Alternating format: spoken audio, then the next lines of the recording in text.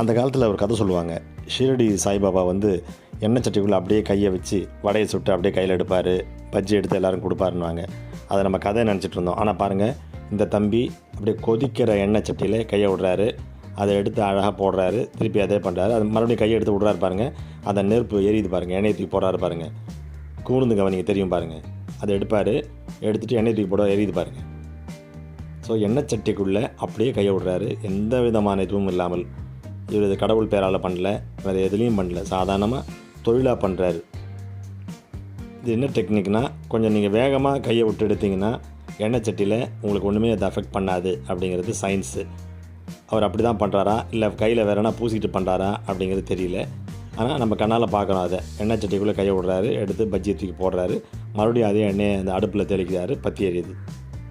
இந்த வித்தையை வச்சுக்கிட்டு இவர் சாமியாராக இருந்தால் பயங்கரமாக சம்பாதிச்சிருக்கலாம். ஆனால் பாவம் நேர்மையாக வடை சுட்டு வாழ்ந்துக்கிட்டு இருக்கிறாரு. பாராட்டலாம் இவரை.